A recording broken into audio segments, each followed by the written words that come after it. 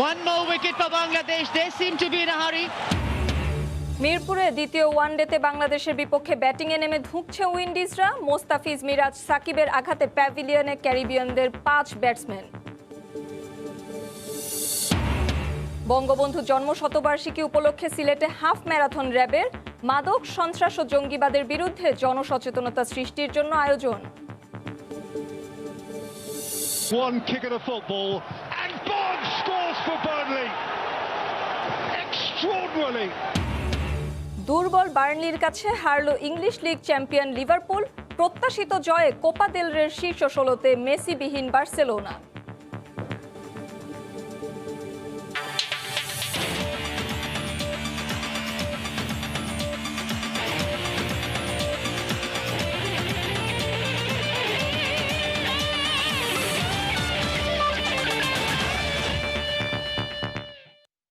বিশ্বের নানা প্রান্তের খেলাধুলার খবর নিয়ে আমাদের নিয়মিত আয়োজন খেলার সময়। আর এই আয়োজনে আপনাদের সঙ্গে আছি আমি মালিহা ইসলাম মনামি। শুরুতেই বাংলাদেশ ওয়েস্ট ইন্ডিজ ওয়ানডে সিরিজের খবর। সিরিজ জয়ের মিশনে মাঠে নেমেছে বাংলাদেশ। 3 ম্যাচ সিরিজের দ্বিতীয় ওয়ানডেতে টস জিতে ব্যাট করছে ক্যারিবীয়রা। শেষ খবর পাওয়া পর্যন্ত তাদের সংগ্রহ 5 উইকেটে 56 রান। মিরপুর শেরেবাংলা স্টেডিয়ামে ব্যাট করতে নেমে মিরাজ, মুস্তাফিজদের বোলিং তোপে ধুঁকছে ক্যারিবিয়ান ব্যাটসম্যানরা। প্রথম ম্যাচের মতো এ ম্যাচেও স্বাগতিকদের ব্রেক থ্রু এনে দেন মুস্তাফিজ। দলীয় 10 আর ব্যক্তিগত 6 রানে আউট হন ওপেনার অ্যাম্ব্রিস। দলীয় 36 রানে আউট হন ডি সিলভা। দ্রুতই ফেরেন ম্যাকার্থি ও মায়ার্স। 2 উইকেট তুলেছেন মিরাজ। এদিন ক্যারিবীয়দের একাদশে একটি পরিবর্তন আসলেও অপরিবর্তিত একাদশ নিয়ে মাঠে নেমেছে স্বাগতিক বাংলাদেশ। প্রথম ম্যাচ জিতে 3 ম্যাচ সিরিজের লিড টাইগারদের। Cleaned up. One more wicket for Bangladesh. They seem to be in a hurry. West ইন্ডিজের বিপক্ষে সিরিজ নিশ্চিত করার লক্ষ্যে আজ মাঠে নামবে স্বাগতিক বাংলাদেশ। এই মুহূর্তে হোম অফ ক্রিকেট মিরপুরে আছেন সহকর্মী নিয়ন মোহাইমিন। সবশেষ খবর জানতে সরাসরি চলে যাচ্ছি তার কাছে। নিয়ন। মনামি, দুর্দান্ত বোলিং প্রদর্শনী চলছে মিরপুরে। বাংলাদেশের বোলারদের আক্রমণে কিন্তু একেবারে দিশেহারা আমরা বলতে পারি উইন্ডিজের ব্যাটিং শিবির। টসে হারাটা বাংলাদেশের জন্য অনেকটা সাপে বর হয়ে গিয়েছে আজকের এই ম্যাচের জন্য। কারণ বাংলাদেশ, আমরা যে টিম ম্যানেজমেন্টের সঙ্গে যেটা কথা হতে জানতে পেরেছিলাম যে বাংলাদেশ আসলে মূলত সিদ্ধান্তই নেওয়া ছিল যে টস জিতলে বাংলাদেশ ফিল্ডিং নেবে। সেক্ষেত্রে টসে জিতে যখন ওয়েস্ট ইন্ডিজ আসলে বোলিংয়ের জন্য না গিয়ে ব্যাটিংয়ের সিদ্ধান্ত নিয়েছিল, তার এতে কিন্তু বাংলাদেশের শিবির অনেক বেশি খুশি হয়েছিল। এবং আমরা দেখেছি যে বাংলাদেশের প্রথম থেকেই মোস্তাফিজ এবং রুবেল যে আক্রমণাত্মক বোলিং শুরু করেছিলেন, সেই প্রদর্শনী কিন্তু এখনও চলছে। এবং মোস্তাফিজকে দিয়ে যদি শুরু করি, মোস্তাফিজের খুবই ভালো বোলিং করেছেন, যার কারণে কিন্তু প্রথম থেকেই খুব চাপে ছিল ওয়েস্ট ইন্ডিজের ব্যাটিং লাইন আপ। প্রথম থেকে একেবারেই রান পাচ্ছিল না তারা। মোস্তাফিজের বোলিংয়ে মোটামুটি হাঁসফাঁস ছুটে গিয়েছিল তাদের। এবং আমরা দেখেছি যে মাত্র 4 ওভার পরেই কিন্তু মোস্তাফিজ প্রথম উইকেটের দেখা পেয়েছিলেন। এবং সুনীল অ্যাম্ব্রিস প্রথম দিনই তিনি মোস্তাফিজের বলে এলবিডব্লিউ হয়েছিলেন। এই ম্যাচেও কিন্তু তিনি কাটারে বোকা বনেছেন এবং আমরা দেখেছি যে গালিতে মেহেদি মিরাজের হাতে একটি ক্যাচ দিয়ে ফিরে গেছেন। পরবর্তীতে ডি সিলভা এবং অভিষিক্ত ওটেলে কিন্তু খুব ভালোভাবেই ব্যাটিং চালিয়ে যাচ্ছিলেন এবং মোটামুটি 8-9 ওভার পর্যন্ত কিন্তু ওয়েস্ট ইন্ডিজের ভালো ব্যাটিংটা দেখাচ্ছিল এবং তারা রান টুকটুক করে কিন্তু তাদের রানটাও বাড়ছিল। কিন্তু 8ম-9ম ওভারের দিকে যখন বাংলাদেশ বোলিং পরিবর্তন করে এবং পরবর্তীতে যখন মেহেদি মিরাজ আসেন, তখনই কিন্তু আবার খবরটি বদলে যায় এবং বাংলাদেশের বোলাররা আবারও চেপে ধরে ওয়েস্ট ইন্ডিজকে। এবং আমরা দেখেছি যে তখনই যে ওটেলে খুব মারমুখী হতে চেয়েছিল এবং যে হাসান মাহমুদকে মারমুখী হয়ে তার কয়েকটি 4-6ও তিনি আদায় করে নিয়েছিলেন। কিন্তু পরবর্তীতে মেহেদি মিরাজের উপরও একই কৌশল প্রয়োগ করতে গিয়ে কিন্তু কাভারে তামিমের হাতে ক্যাচ দিয়ে দেন। এবং পরবর্তীতে একই ওভারে মেহেদি মিরাজ কিন্তু বোকা বানিয়েছেন সিলভাকে। একেবারে সোজা বল ছিল, বোলিংয়ের সামান্য একটু টার্ন হয়তো বা করেছিল, কিন্তু বোলিংয়ের স্পিডটা একেবারেই জাজ করতে পারেননি সিলভা। তিনি কিন্তু ক্লিন বোল্ড হয়ে গিয়েছেন। পরে চতুর্থ উইকেটে সাকিব আল হাসান 15 নম্বর ওভারে কিন্তু আজকে পঞ্চম বোলার হিসেবে বোলিং করতে এসেছিলেন। যদিও আমরা গত ম্যাচে তিনি দেখেছি তিনি 10ম ওভারেই বোলিং করতে এসেছিলেন। আজ তাকে অধিনায়ক 15 নম্বর ওভারে নিয়ে আসেন এবং 15 নম্বর ওভারের প্রথম ওভারেই কিন্তু সাকিব আল হাসান এসে একজনকে ফিরিয়েছেন। সাকিবের কথা আলাদা করে বলতে হয়, কারণ প্রথম 3টি বল তিনি বেশ জোরের সাথে করছিলেন, যার কারণে কিন্তু তারা একটু ব্যাকফুটে চলে গিয়েছিল। এবং চতুর্থ বলটি সাকিব তার মুন্সিয়ানা দেখিয়েছেন এবং একটু ঝুলিয়ে দেওয়ার পরে কিন্তু ম্যাকার্থি একেবারে আইডেন্টিক্যাল প্রথম ওয়ানডেতে যেভাবে বোল্ড হয়েছেন সে একইভাবে কিন্তু বোল্ড হয়ে যান। এবং পরবর্তীতে পঞ্চম উইকেটটি যেটি হয়েছে, সেখানেও কিন্তু ওয়েস্ট ইন্ডিজের ব্যাটসম্যানদের একেবারে নিজেদের ভুল। জেসন মোহাম্মদ অধিনায়কের সঙ্গে মায়ার্স একটা ভালো জুটি করার জন্য কিন্তু চেষ্টা করে যাচ্ছিলেন, কিন্তু মেহেদি মিরাজের বলটিতে মিড উইকেটের দিকে ঠেলে দিয়ে জেসন মোহাম্মদের সাথে যখন দৌড়াচ্ছিলেন, কিন্তু মায়ার্স একটু হেজিটেট করছিলেন যে দৌড়াবেন কি দৌড়াবেন না। এবং ওই হেজিটেশনটা কিন্তু তার জন্য কাল হয়ে দাঁড়ায় এবং দুর্দান্ত একটি থ্রোতে মুশফিক কিন্তু স্ট্যাম্প ভেঙে দেন এবং পঞ্চম উইকেটের পতন হয়। আমরা দেখেছি যে 15 ওভার 10 ওভার 15 ওভার পর্যন্ত যখন ওয়েস্ট ইন্ডিজ ব্যাটিং করছিল খুব একটা আহামরি রান যে হয়েছে তা কিন্তু না, এখন পর্যন্ত মাত্র 55-56 রানই তারা করতে পেরেছে। পিচ আর উইকেটের কথা যদি বলি, রোদের পরে এখন পর্যন্ত এখান থেকে যা বোঝা গেছে তা বলছে যে ব্যাটিং ফ্রেন্ডলি উইকেট, তবে স্পিনাররা হালকা হালকা টার্ন পাচ্ছেন, তবে যত সময় গড়াবে এটা কিন্তু একেবারে ব্যাটিং প্যারাডাইস হয়ে যাবে এবং সেক্ষেত্রে বাংলাদেশের জন্য চেস করাটা কিন্তু তখন আরও অনেক বেশি সহজ হয়ে যাবে। আর বাংলাদেশের কথা যদি আলাদা করে বলতে হয়, বাংলাদেশ মূলত বোলিংয়ের উপরেই তাদের মূল প্রেশারটা দিয়েছে এবং সেখান থেকে আজ একেবারেই অপরিবর্তিত একাদশ রেখেছে, যে নতুন করে কাউকে আর ইন্ট্রোডিউস করানো হয়নি এবং বাংলাদেশের ব্যাটিং লাইন আপ গত ম্যাচের মতোই থাকবে হয়তোবা। তামিমের সঙ্গে লিটন দাস ওপেনিং করবেন এবং এখন পর্যন্ত যা অবস্থা, ওয়েস্ট ইন্ডিজ খুব বেশি রান করতে পারবে বলে আমাদের কাছে মনে হচ্ছে না, যদিও সকালের দিকে তাদের ব্যাটিং লাইন আপ এবং টসের পরবর্তীতে সিদ্ধান্ত দিলে দেখা মনে হয়েছিল যে আজ হয়তোবা 200 ক্রস করার একটা সম্ভাবনা ওয়েস্ট ইন্ডিজের আছে। তো সেক্ষেত্রে বাংলাদেশকে হয়তোবা একটু কঠিন প্রেশারের দিকে যেতে হতে পারতো, কিন্তু বোলারদের পারফরমেন্স একেবারে এতটাই দারুণ হয়েছে যে আজকেও ওয়েস্ট ইন্ডিজকে খুব কম রানের মধ্যেই হয়তোবা বেঁধে ফেলতে পারবে এবং পরবর্তীতে বাংলাদেশ যদি ভালো খেলতে পারে তাহলে আজকেও একটা সহজ জয় আমাদের জন্য অপেক্ষা করছে।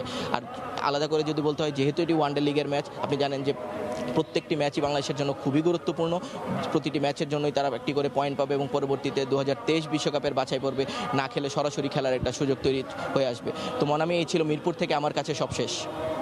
হোম অফ ক্রিকেট মিরপুর থেকে সেখানকার সবশেষ খবর জানাচ্ছিলেন সহকর্মী নিয়ন মুহাইমিন। ভারত সিরিজকে সামনে রেখে টেস্ট দল ঘোষণা করেছে ইসিবি।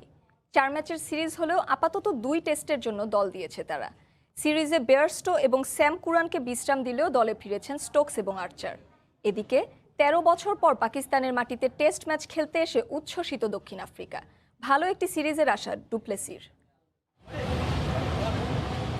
করোনার এই সময়টা সবচেয়ে ভালোভাবে ব্যবহার করেছে England and Wales Cricket Board. একের পর এক সিরিজ আয়োজন করে যাচ্ছে তারা। শ্রীলঙ্কা সফরের পর এবার ভারত সফরের প্রস্তুতি নিতে যাচ্ছে ইসিবি। সে লক্ষ্যে সাদা পোশাকের জন্য দলও ঘোষণা করে দিয়েছে তারা। তবে ভারতের মাটিতে 4টি টেস্ট খেলার কথা থাকলেও আপাতত 2 টেস্টের জন্য স্কোয়াড দিয়েছে ইসিবি, যেখানে চমক হিসেবে এসেছে জনি বেয়ারস্টো, স্যাম কুরান এবং মার্কুটকে বিশ্রাম দেওয়ার ঘটনা। যদিও অনুমিতভাবেই দলে ফিরেছেন লঙ্কা দ্বীপে না থাকা বেন স্টোকস, জফরা আর্চার এবং রোরি বার্ন। এছাড়া জো রুটের অধিনায়কত্বে আরও থাকছেন Moeen Ali, Anderson, Dom Bess, Stuart Broad, Jos Buttler, Crawley, Ben Foakes, Lawrence, Jack Leach, Sibley, Ollie Stone এবং ক্রিসো। কোভিডের এই সময়টাতে স্কোয়াড বড় করছে সবাই, সে একই পথে হেঁটেছে থ্রি লায়নরাও। রিজার্ভ বেঞ্চে তারা রেখেছেন আরও 6 জনকে। এদিকে ভারত যখন আতিথ্য দেবে ব্রিটিশদের, সেই একই সময় প্রোটিয়ারা থাকবে পাকিস্তান সফরে, যেখানে 13 বছর পর সাদা পোশাকের এলিট ক্রিকেটে মুখোমুখি হবে 2 দল। দক্ষিণ আফ্রিকার এই দলটির কোনো সদস্যেরই নেই পাকিস্তানের মাটিতে খেলার অভিজ্ঞতা, যেটা কিছুটা ব্যাকফুটে ঠেলে রেখেছে পটিয়াদের। তবে ঐতিহ্যগতভাবে পাকিস্তানের উইকেট ব্যাটসম্যানদের পক্ষে থাকার রীতি বজায় থাকবে বলে আশা আফ্রিকান ক্রিকেটারের। 13 বছর আগে এখানে শেষ টেস্ট ক্রিকেট অনুষ্ঠিত হয়েছিল। এতদিন পর আবার ক্রিকেট ফিরতে যাচ্ছে, বিষয়টা আমাদের জন্য আনন্দদায়ক। এখানে খেলার অভিজ্ঞতা আমাদের নেই, তবে সাধারণত এই উইকেটগুলো ব্যাটসম্যানদের পক্ষে থাকে বলেই শুনেছি। আশা করব উইকেট তারা আচরণ বদলায়নি। করাচি জাতীয় স্টেডিয়ামে 26শে জানুয়ারি থেকে শুরু হবে দক্ষিণ আফ্রিকা পাকিস্তানের প্রথম টেস্ট। নিয়ন মুহাইমিন, সময় সংবাদ। ফেব্রুয়ারি মার্চে দক্ষিণ আফ্রিকা সফরে যেতে পারে অস্ট্রেলিয়া ক্রিকেট দল। সপ্তাহ খানেকের মধ্যেই সফর বৃত্তান্ত প্রকাশ করা হবে বলে জানিয়েছে ক্রিকেট সাউথ আফ্রিকা। প্রোটিয়াদের একজন ক্রিকেটার করোনা আক্রান্ত হওয়ার পর ওয়ানডে সিরিজ না খেলেই দেশে ফিরে গিয়েছিল ইংল্যান্ড ক্রিকেট দল। এবার তাই বায়ো বাবল নিয়ে আরও সাবধানী আফ্রিকানরা। এদিকে ওয়েস্ট ইন্ডিজ সফরের জন্য ট্রেনিং পুলের 2 ক্রিকেটার করোনা আক্রান্ত হওয়ায় বিপাকে পড়েছে শ্রীলঙ্কা। গেল ডিসেম্বরে ওয়ানডে সিরিজটা না খেলেই দক্ষিণ আফ্রিকা থেকে দেশে ফিরতে হয়েছিল ইংল্যান্ড ক্রিকেট দলকে। দক্ষিণ আফ্রিকা দলের একজন ক্রিকেটার ও 2 জন হোটেল স্টাফ করোনা আক্রান্ত হওয়ার পরই ব্যাগ গোছাতে বাধ্য হয় ইংলিশরা। বায়ো বাবল নিয়ে প্রশ্নের মুখে পড়তে হয় ক্রিকেট সাউথ আফ্রিকাকে। সে সময় কিছুটা ভড়কে গেলেও বিশেষজ্ঞদের সঙ্গে নিয়ে নতুন করে গাইডলাইন সাজাচ্ছে তারা। নতুন করে অস্ট্রেলিয়ার বিপক্ষে হোম সিরিজ আয়োজনের সচেষ্ট সিএসএ অজিদের কাছ থেকে নাকি সাড়াও মিলেছে। অস্ট্রেলিয়া দলের সফর নিয়ে কথা চলছে। সপ্তাহখানেক আগে ক্রিকেট অস্ট্রেলিয়ার সঙ্গে আমার কথা হয়েছে। সিরিজের ব্যাপারে সম্মত হয়েছি আমরা। করোনায় ক্রিকেটারদের সুযোগ সুবিধা নিয়ে কোনো সমস্যা হবে না। ইংল্যান্ড দলের সময়েও আমরা কোনো ভুল করিনি। দেখুন, তাদের কেউ আক্রান্ত হয়নি, সবাই সুস্থভাবেই ফিরে গেছে। আর ভাইরাসের ধরন যদি পরিবর্তন হয়, প্রোটোকলেও পরিবর্তন আসবে। চিকিৎসক আর আইসোলেশন বিশেষজ্ঞরা আমাদের গাইডলাইন দেবে, সেই অনুযায়ী কাজ করা হবে। তবে সিরিজ যে হচ্ছে তা অনেকটাই নিশ্চিত। এদিকে শ্রীলঙ্কা দলের ক্যাম্পেও হানা দিয়েছে করোনা ভাইরাস। 2 টেস্ট এবং 3টি করে ওয়ানডে ও টি20 খেলতে ফেব্রুয়ারির শেষ সপ্তাহে ক্যারিবীয় দ্বীপপুঞ্জে যাওয়ার কথা লঙ্কানদের। ওয়েস্ট ইন্ডিজ সফরের জন্যই চলছে তাদের ক্যাম্প। 22 সদস্যের ট্রেনিং পুলে থাকা স্পিনার বিনুরা ফার্নান্দো আর fast bowler Chamika Karunaratne corona positive হওয়ায় তৈরি হয়েছে শঙ্কা। এ বিষয়ে তাৎক্ষণিকভাবে একটি বিজ্ঞপ্তি দিয়েছে শ্রীলঙ্কা ক্রিকেট বোর্ড। বিজ্ঞপ্তিতে জানানো হয়েছে সরকারের স্বাস্থ্য প্রোটোকল অনুযায়ী ওই 2 ক্রিকেটারকে নির্দেশনা দেওয়া হয়েছে। ক্যাম্পের বাকি 20 ক্রিকেটারকে 26 জানুয়ারি আরেকবার কোভিড টেস্ট করানো হবে। মাকসুম আলম খান, সময় সংবাদ। সিটি কর্পোরেশন নির্বাচন থাকলেও চট্টগ্রামে বাংলাদেশ উইন্ডিজ সিরিজে নিরাপত্তা নিয়ে নেই কোনো হুমকি। তারপরও খেলা চলাকালীন সময় 4 স্তরের নিরাপত্তা বলয় গড়ে তোলা হবে বলে জানিয়েছে পুলিশ। এ অবস্থায় খেলোয়াড়দের নিরাপত্তার কথা মাথায় রেখে সকালে হয়ে গেল নিরাপত্তা মহড়া। বিস্তারিত জানাচ্ছেন পার্থপ্রতিম বিশ্বাস। হোটেল থেকে উইন্ডিজের খেলোয়াড়দের নিয়ে সাগরিকা স্টেডিয়ামের উদ্দেশ্যে যাত্রা করেছে নিরাপত্তা বাহিনী। কিছুদূর আসার পর হঠাৎ করে সন্ত্রাসী হামলার শিকার হয় বাসটি। বিস্ফোরণ ঘটিয়ে জিম্মি করার চেষ্টা করা হয় খেলোয়াড়দের। তবে নিরাপত্তা বাহিনীর তৎপরতার কারণে ভেস্তে যায় সন্ত্রাসী হামলার ছক। কড়া নিরাপত্তা ব্যবস্থায় খেলোয়াড়দের নিয়ে আসা হয় স্টেডিয়ামে। না দর্শক শঙ্কিত হওয়ার কিছুই নেই, এমন ঘটনা বাস্তবে ঘটেনি। এসব কিছুই ছিল নিরাপত্তার অংশ। উইন্ডিজের চট্টগ্রাম আগমন উপলক্ষে এই মহড়া অনুষ্ঠিত হয়। প্লেয়াররা যখন মুভমেন্ট করবেন রাস্তায় বিভিন্ন সমস্যা হতে পারে, সেগুলো মাথায় রেখে আমরা এই প্রোগ্রামটা সাজাচ্ছি। চট্টগ্রামে এখন বইছে নির্বাচনের উত্তাপ, তাই তো ক্রিকেটারদের নিরাপত্তায় আরও সতর্ক আইনশৃঙ্খলা বাহিনী। 2 দলের খেলোয়াড়দের ঢেকে রাখা হবে 4 স্তরের নিরাপত্তা বলয়ে। তাদের গমনাগমন স্থল এবং খেলার যে স্টেডিয়াম সেটা সার্বিক নিরাপত্তার আমরা ব্যবস্থা গ্রহণ করেছি। আমরা বাইরের থেকেও ফোর্স পেয়েছি, আমাদের পর্যাপ্ত নিরাপত্তা পুলিশ সদস্যরা পর্যাপ্ত আছে এবং অফিসারও পর্যাপ্ত আছে এবং সেটা প্রোগ্রাম করা আছে যারা নির্বাচন ডিউটি করবে এবং যারা নিরাপত্তা দেবে।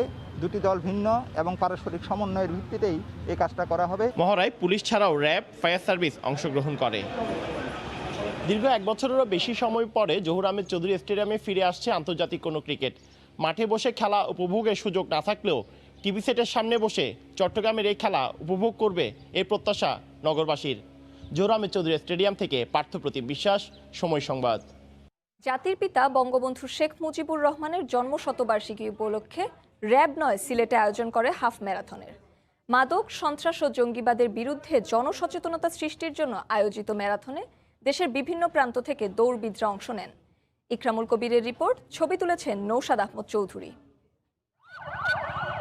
সূর্য ওঠার আগেই সিলেট নগরীর কিন ব্রিজ এলাকা থেকে দৌড় শুরু করেন বিভিন্ন বয়সী নারী, পুরুষ, শিশুরা। লাক্কাতুরা চা বাগান এলাকায় সিলেট সরকারি উচ্চ বিদ্যালয় প্রাঙ্গণে ফিনিশিং পয়েন্ট 10 কিলোমিটার পথ অতিক্রম করে তৃতীয় হয়েছে 5ম শ্রেণীর ছাত্রী হালিমা আক্তার। 21.1 কিলোমিটার গ্রুপে প্রথম হয়েছেন যশোর বিজ্ঞান ও প্রযুক্তি বিশ্ববিদ্যালয় শিক্ষার্থী আল আমিন।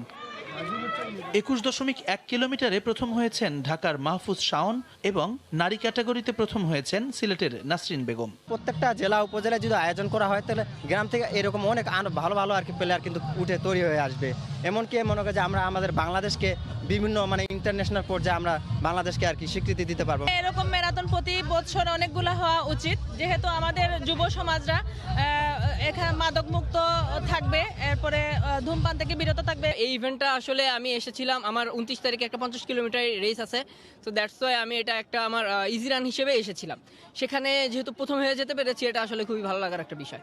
মাদক, সন্ত্রাস ও জঙ্গিবাদের বিরুদ্ধে সবাইকে নিয়ে একসাথে আন্দোলন করাই এই আয়োজনের লক্ষ্য বলে জানালেন র্যাবের অতিরিক্ত মহাপরিচালক। জঙ্গিবাদের বিরুদ্ধে জিরো টলারেন্স, আমরা আগেও বলেছি এই জিরো টলারেন্স নীতি অ্যাপ্লাই করতে হলে, বাস্তবায়িত করতে হলে আইন শৃঙ্খলা বাহিনীর পাশাপাশি সাধারণ জনগণকে ইনভলভ করতে হবে। এবং আজকের এই অনুষ্ঠান সাধারণ জনগণকে, তরুণ সমাজকে ইনভলভ করার একটা অংশ। 2 ক্যাটাগরিতে অংশ নেন প্রায় 1000-এরও বেশি প্রতিযোগী। ম্যারাথন উপলক্ষে আয়োজন করা হয় মনোজ্ঞ সাংস্কৃতিক অনুষ্ঠানেরও। সময় সংবাদ, সিলেট। প্রথমবারের মতো অনুষ্ঠিত হতে যাওয়া এশিয়ান অনলাইন শুটিং চ্যাম্পিয়নশিপ সামনে রেখে প্রস্তুতি চলছে বাংলাদেশের শুটারদের। আসরটিকে আলাদা গুরুত্ব দিয়ে টোকিও অলিম্পিক্সের প্রস্তুতির মঞ্চ হিসেবে দেখছেন আব্দুল্লাহেল বাকি। আর জুনিয়রদের কাছে এই চ্যাম্পিয়নশিপ অভিজ্ঞতার মঞ্চ। ফেডারেশন বলছে স্বল্প প্রস্তুতিতে কেমন করবে শুটাররা, সেটাই থাকবে তাদের পর্যবেক্ষণে। শুটিং রেঞ্জে একাগ্রচিত্তে বাকির অনুশীলন, দরজায় কড়া নাড়ছে এশিয়ান অনলাইন শুটিং চ্যাম্পিয়নশিপ। তার আগে নিজেকে যতটা তৈরি করে নেওয়া যায় চলছে তারই প্রস্তুতি। প্রথমবারের মতো হতে যাওয়া এই আসরে অংশ নিচ্ছে এশিয়ার বাঘা বাঘা যত শুটার। তাদের ভিড়ে ভালো করাটা চ্যালেঞ্জ বাকির জন্য। সঙ্গে টোকিও অলিম্পিক্সের রিহার্সেলটাও সেরে নিতে চান দেশের অন্যতম সেরা এই নিশানাবাজ। অলিম্পিক গেমসের আগে এখন যতগুলি গেমসই করবো আমার মনে হয় সবগুলি অলিম্পিক গেমসের জন্যই কাজে লাগবে এবং এখানে কিছু মানে বোঝারও ব্যাপার আছে আসলে কোন শুটার কীরকম মানে কীরকম করছে বা কীরকম করতে পারে। আমার ইভেন্টের শুটাররা কিন্তু এশিয়ানরাই সবচেয়ে স্ট্রং, যেমন ইন্ডিয়া বলেন, চায়না বলেন, কোরিয়া, জাপান, এরা অনেক স্ট্রং। সো ইম্পর্টেন্টটা হলো এর জায়গা নয়, যারা ওদের সাথে একটা ম্যাচ করতে পারতেছি, একটা সুযোগ পাচ্ছি, এটা মনে হয় শুটার হিসাবে বড় পাওয়া। 3টি ইভেন্ট নিয়ে আগামী 29 জানুয়ারি কুয়েতে শুরু হবে এই আসর। তবে বাংলাদেশ অংশ নিচ্ছে 10 মিটার এয়ার রাইফেল এবং পিস্তলের 2টি ইভেন্টে। সিনিয়র ছাড়াও অংশ নেবে জুনিয়রদের একটি দল। সেখানে নিজেদের পারফরমেন্স ধরে রাখতে পারাটাই লক্ষ্য তাদের। এটাই লক্ষ্য থাকবে যাতে আমরা আমাদের লেভেলটা দিয়ে বেস্ট করি, তাদের সাথে কম্পিট। অবশ্যই আমাদের এরকম একটা লক্ষ্য থাকবে, কিন্তু এটা ফিউচারে। আমরা এখন আপাতত আমাদের প্র্যাকটিসটাকে মানে আমাদের যেই লেভেলটা সেটা ধরে রাখার চেষ্টা করতেছি। অনলাইন এই চ্যাম্পিয়নশিপ নিয়ে অবশ্য খুব একটা প্রত্যাশা নেই ফেডারেশনের। মাত্র 2 সপ্তাহের প্রস্তুতিতে শুটাররা নিজেদের কতটা মেলে ধরতে পারছেন লক্ষণীয় থাকবে এই বিষয়টাই। তো 2 সপ্তাহের প্র্যাকটিসে আমরা আসলে ওই ধরনের মেডেল আশা করতে পারি না। তারপরেও আমাদের শুটারদের মধ্যে সম্ভাবনাময় আছে এবং যেহেতু সম্ভাবনাময় প্লেয়াররা আছে তারা চেষ্টা করবে তাদের বেস্টটা দেওয়ার জন্য। তাছাড়া আমাদের এই যে বাকি বা দিশা, এরা শাকিল, এরা তো প্র্যাকটিস করে যাচ্ছে, তো এদের থেকে আমাদের আশাটা বেশি আছে এবং নতুন যারা আছে তাদেরকে আমরা একটা প্ল্যাটফর্মে আনতে চাচ্ছি যে তারা ওয়ার্ল্ড লেভেলে জানি চলে আসতে পারে। এশিয়ান এই চ্যাম্পিয়নশিপে অংশ নেওয়ার আগে নিজেদের মধ্যে 2টি প্রস্তুতি টুর্নামেন্ট খেলবে শুটাররা। সেখানে জুনিয়র ও সিনিয়র 2 বিভাগে অংশ নেবেন 12 জন। SM ইকবাল, সময় সংবাদ, ঢাকা। টাইগারদের বোলিংয়ে তোপের মুখে উইন্ডিজরা। ক্যারিবীয়দের সর্বশেষ খবর জানাতে এই মুহূর্তে হোম অব ক্রিকেট মিরপুরে আছেন সহকর্মী নিয়ন মুহাইমিন। সরাসরি চলে যাচ্ছি তার কাছে। নিয়ন, মনামি, সংবাদের শুরুতে যখন আমরা সংযুক্ত হয়েছিলাম তখনই কিন্তু জানিয়েছিলাম যে মিরপুরে কিন্তু বাংলাদেশের বোলারদের দাপট চলছে। অর্থাৎ টস হেরে বাংলাদেশ বোলিংয়ে নামার পর থেকেই কিন্তু মোস্তাফিজ, রুবেল, হাসান মাহমুদ, মেহেদি মিরাজ এবং সাকিব আল হাসানের বোলিং একেবারে অসহায় আত্মসমর্পণ করেছে ওয়েস্ট ইন্ডিজিয়ান ব্যাটসম্যানরা। আমরা প্রথম থেকে যদি বলি যে মোস্তাফিজের বোলিং এতটাই দুর্দান্ত ছিল যে ওয়েস্ট ইন্ডিজিয়ান ব্যাটসম্যানরা রানের খাতা খোলারই সুযোগ পাচ্ছিল না। খুব কম সুযোগ তাদেরকে দিয়েছে মোস্তাফিজ এবং রুবেল, এবং পরের দিকে কিন্তু যত সময় গড়িয়েছে বাংলাদেশের বোলাররা আরও বেশি তাদেরকে আঁকড়ে ধরেছে এবং সেখান থেকে কিন্তু বের হওয়ার কোনো রাস্তাই আসলে ওয়েস্ট ইন্ডিজের ব্যাটসম্যানরা আর খুঁজে পায়নি। এখন পর্যন্ত আমরা দেখতে পেরেছি যে প্রায় 7টি উইকেট তারা হারিয়ে ফেলেছে। স্কোরবোর্ডে এখন 80 রানের মতো জমা হয়েছে মাত্র, যার কারণে এখনও কিন্তু 90-100 ঘরেও এখনও যেতে পারেনি। যার কারণে এই অবস্থা থেকে তাদেরকে উতরাতে হলে যে প্রয়োজন, যে ব্যাটসম্যানদের প্রয়োজন, সেই ব্যাটসম্যানও কিন্তু তাদের সংগ্রহে আর নেই। যার কারণে বলতেই পারি যে প্রথম ওয়ানডেতে বাংলাদেশ যেখান থেকে শেষ করেছিল ঠিক সেখান থেকে কিন্তু বাংলাদেশের এই পারফরমেন্সটা শুরু হয়ে যার কারণে ওয়েস্ট ইন্ডিজিয়ানরা কিন্তু একেবারে দিশেহারা হয়ে গেছে। প্রথম ওয়ানডেতে আমরা দেখেছি তারা 122 রান করেছে, তাই আজ তারা কতটুকু করতে পারবে সেটা নিয়ে বেশ ভালো সন্দেহ আছে, এবং খুব বেশি যে তারা করতে পারবে না সেখানে কিন্তু একেবারে বলেই দেওয়া যায়। প্রথমে যদি বলি যে মোস্তাফিজের কথা, মোস্তাফিজের বোলিং কিন্তু আজ দুর্দান্ত ছিল এবং প্রথম থেকেই তার বোলিংয়ের একেবারে দিশেহারা ছিল ওয়েস্ট ইন্ডিজ, যার কারণে কিন্তু খুব কম দ্রুতই চতুর্থ কি পঞ্চম ওভারের দিকেই আমরা দেখেছি যে মোস্তাফিজ সুনীল এমব্রিসকে আউট করেছেন এবং সুনীল এমব্রিসের ক্যাচটা নিয়েছেন মেহেদি মিরাজ গালিতে, সেটাও কিন্তু দুর্দান্ত একটা ক্যাচ ছিল। আমরা প্রথম ওয়ানডেতে দেখেছিলাম লিটন দাস গালিতে কিন্তু এরকম একটি ক্যাচ নিয়েছিলেন এবং একই রকম প্রায়ভাবে মেহেদি মিরাজ এই ম্যাচটিতে নিয়েছেন। পরের উইকেটটি আমরা দেখেছি যে মেহেদি মিরাজ নিজেই তুলে নিয়েছেন, তিনি ফিরিয়েছেন অভিষিক্ত অটলি অনেকটা চড়াও হয়ে গিয়েছিলেন হাসান মাহমুদের বলে, কিন্তু বেশ 4 ছক্কাও তিনি উঠিয়ে নিয়ে এসেছিলেন এবং যার কারণে তিনি যখন চড়াও হচ্ছিলেন মাত্র তখনই কিন্তু তাকে ফিরিয়ে দিয়েছেন মেহেদি মিরাজ এবং উইকেটটি কাভারের তামিমের হাতে ক্যাচ দিয়েছেন অটলি। পরবর্তীতে ওই একই ওভারের চতুর্থ বলে কিন্তু ডিসিলভাকে তিনি আউট করেছেন এবং সিলভা বলতে গেলে যে একেবারেই স্পিন বলটি জাজ করতে পারেননি। স্ট্রেইট একটি ডেলিভারি ছিল অফ স্পিনারের মিরাজের এবং সেটাতে বলের স্পিড জাজ না করতে পারার কারণে কিন্তু ক্লিন বোল্ড হয়ে গিয়েছেন। চতুর্থ উইকেটের জন্য সাকিব আল হাসান চতুর্থ উইকেটটি নিয়েছেন এবং সেটা কিন্তু 15তম ওভারে এসে, 15তম ওভারে তিনি তার প্রথম ওভার করতে এসেছিলেন। গত ম্যাচে আমরা দেখেছিলাম যে সাকিব আল হাসান কিন্তু 10ম ওভারেই বোলিং করতে চলে এসেছিলেন, কিন্তু তামিম আজকে তাকে কিছুটা বিরতি দিয়ে 15 নম্বর ওভারে নিয়ে আসেন এবং 15 নম্বর ওভারে এসেই কিন্তু সাকিব একটি ব্রেক থ্রু এনে দেন। তবে সাকিবের কথা বিশেষ করে বলতে হয়, প্রথম 3টি বল খুবই জোরের সঙ্গে করেছিলেন যাতে ব্যাটসম্যান কিছুটা ব্যাকফুটে চলে গিয়েছিল এবং চতুর্থ বলটি একটু ফ্লাইটেড ছিল ম্যাকার্থি, যেটাতে আসলে বোকা বনে যান। পরবর্তীতে মায়ার্সকে আমরা দেখেছি তিনি রান আউট হয়েছেন জেসন মাহমুদের সামনে একটু ভুল বোঝাবুঝিতে। পরবর্তী ব্যাটসম্যানরাও কিন্তু একেবারে আসা যাওয়ার মধ্যেই আছেন, অর্থাৎ বাংলাদেশের শুরুর দিকে যে কথাটা বলা হচ্ছিল স্পিন, কিন্তু তারা কিন্তু আমাদের পেসারদেরকে সামলাতেও একেবারে হিমশিম খাচ্ছে। তোমার মনে আমি এই ছিল মিরপুর থেকে আমার কাছে সব শেষ। হোম অব ক্রিকেট মিরপুর থেকে সরাসরি জানাচ্ছিলেন সহকর্মী নিয়ন মুহাইমিন। বিপিএল ফুটবলের খবর। প্রিমিয়ার লিগে টানা দ্বিতীয় জয় পেয়েছে শেখ জামাল ধানমন্ডি ক্লাব। মুক্তিযোদ্ধাকে 2-1 গোলে হারিয়েছে শফিকুল ইসলাম মানিকের দল। ঢাকায় আরেক ম্যাচে চট্টগ্রাম আবাহনীর কাছে 1-0 গোলে হেরেছে আরামবাগ। এদিকে কুমিল্লায় দিনের একমাত্র ম্যাচে মোহামেডানের বিপক্ষে 2-1 গোলের জয় পেয়েছে সাইফ স্পোর্টিং ক্লাব।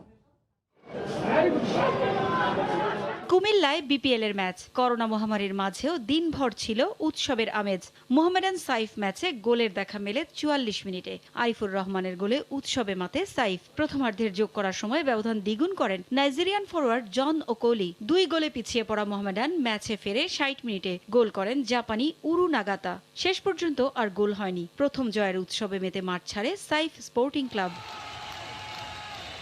আরেক ম্যাচে ঢাকায় বঙ্গবন্ধু জাতীয় স্টেডিয়ামে আরামবাগের মুখোমুখি হয় চট্টগ্রাম আবাহনী। ক্যাসিনো কেলেঙ্কারি থেকে ঘুরে দাঁড়াতে আপ্রাণ চেষ্টা করছে আরামবাগ, তবে সে যাত্রায় ফেডারেশন কাপে খুব একটা সাফল্য পায়নি তারা। লিগেও এখনো মেলেনি জয়ের দেখা। এবার তাদের হারের তিক্ততা দিল চট্টগ্রাম আবাহনীও। ম্যাচে জয়সূচক একমাত্র গোলটি করেন নিক্সন গুইলার্মো। 1-0 গোলের জয়ে মাঠ ছেড়েছে চট্টগ্রাম আবাহনী। তবে এ দু দলের চেয়ে বঙ্গবন্ধু জাতীয় স্টেডিয়ামের সন্ধ্যাটা মনে রাখার মতো কেটেছে শেখ জামালের। আসরে মাঝারি মানের দল গড়েও ভালো সূচনা হয়েছে ধানমন্ডির রাজাদের। দ্বিতীয় ম্যাচেও তাদের কাছে শুরু থেকেই কোণঠাসা ছিল মুক্তিযোদ্ধা। প্রতিপক্ষ মুক্তিযোদ্ধা আর্থিক সমস্যার কারণে কোনো রকমে দল গড়েছে এবার। জয় এখনো অধরাই আছে তাদের। বঙ্গবন্ধু জাতীয় স্টেডিয়ামে দ্বিতীয় ম্যাচেও তাদের হতাশ করেছে শফিকুল ইসলাম মানিকের দল। 38 মিনিটে ওমর জোবের গোলে প্রথম লিড পায় শেখ জামাল। 61 মিনিটে ব্যবধান দ্বিগুণ করেন সলোমন। এবার অবশ্য হেড হয়েছিল। মুক্তিযোদ্ধার হয়ে ম্যাচের শেষ মুহূর্তে সান্ত্বনার গোলটি করেন রয়্যাল। 2 জয়ে 6 পয়েন্ট নিয়ে টেবিলের তৃতীয় স্থানে আছে শেখ জামাল। পারভিন আক্তার, সময় সংবাদ। গাইবান্ধায় অনুষ্ঠিত হলো পুলিশ সুপার ব্যাডমিন্টন টুর্নামেন্ট। করোনার এ সময় স্থানীয় পুলিশ প্রশাসনের মনোবল চাঙ্গা রাখতে এ আয়োজন করা হয়। গত 24শে ডিসেম্বর থেকে মাসব্যাপী এ টুর্নামেন্টের শুরু হয়। এতে স্থানীয় police, RAB, PBI, highway police, judicial magistrate সহ পুলিশ প্রশাসনের 45টি দল অংশ নেয়। বিভিন্ন পর্যায়ের খেলা শেষে বৃহস্পতিবার রাতে অনুষ্ঠিত হয় ফাইনাল ম্যাচ। এতে অংশ নেন অতিরিক্ত পুলিশ সুপার আব্দুল আউয়াল এবং কনস্টেবল ফরিদুল ইসলামের দল। হাড্ডাহাড্ডি লড়াই শেষে শিরোপা জেতেন অতিরিক্ত পুলিশ সুপার আব্দুল আউয়ালের দল। পুরো ম্যাচ উপভোগ শেষে বিজয়ীদের হাতে পুরস্কার তুলে দেন রেঞ্জ পুলিশের ডিআইজি দেবদাস ভট্টাচার্য।